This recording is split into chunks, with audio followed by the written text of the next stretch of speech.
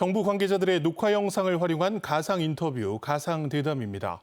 오늘은 최근 다시 확진자 증가세를 보이고 있는 코로나19 방역에 대해 문재인 대통령께 듣는 시간 마련했습니다. 대통령님, 한때 한 자릿수로 떨어졌던 코로나19 확진자 수가 최근 다시 늘면서 재확산에 대한 우려가 커지고 있습니다. 현 상황 어떻게 보시는지요? 자신 있게 말씀드리지만 우리의 코로나 상황은 여전히 통제 및 관리할 수 있는 범위 안에 있습니다.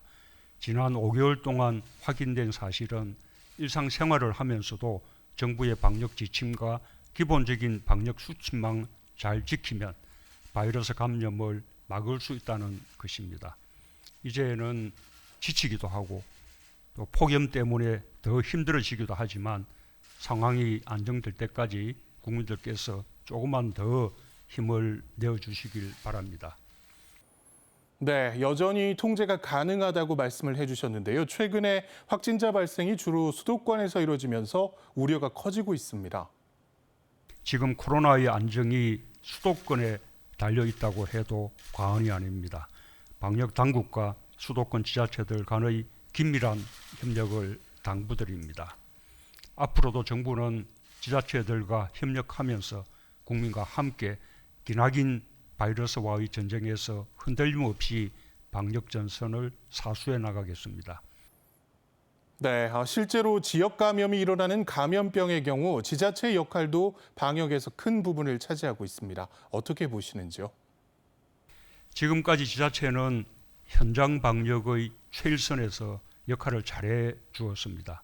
고위험시설 관리와 자가격리자 관리, 병상 확보 등 선제적 대응은 물론 확진자 발생에도 발빠르게 대처하며 감염병 확산을 조기에 차단하고 있습니다. 의료진에 대한 지원뿐만 아니라 코로나로 경제적 어려움에 처한 주민들과 골목 상권을 지원하는 등 경제 위기 극복에도 최선을 다하고 있습니다. 지자체들의 창의적 사고와 신속한 현장 대응은 지방 분권이 왜 중요한지 잘 보여주고 있습니다. 네, 이런 가운데 정부가 제출한 3차 추경안의 국회 처리가 요원한 상황입니다. 자칫 재정 투입에 적기를 놓칠까 우려가 되는데요. 어려운 국민들과 기업들로서는 대단히 유감스러운 상황입니다. 총각을 다투는 긴급한 상황입니다. 추경안 처리가 늦어지면 늦어질수록 국민들의 고통이 커질 것입니다. 고용 충격으로 일자리를 잃었거나 이럴 위험에 처해 있는 국민들, 자금난을 겪으며 도산 위기에 처한 중소상공인들과 기업들, 경제 위기로 더 힘겨운 저소득층과 취약계층에게 실기하지 않는 지원이 절실합니다. 경기 회복 시간표를 앞당기는 계획에도 차질이 생깁니다. 가뜩이나 어려운 경제 상황에서 내수 활력과 수출 회복, 투자 촉진과 지역 경제 활성화 등 경제 활력 조치를 조기에 시행할 수 없게 됩니다.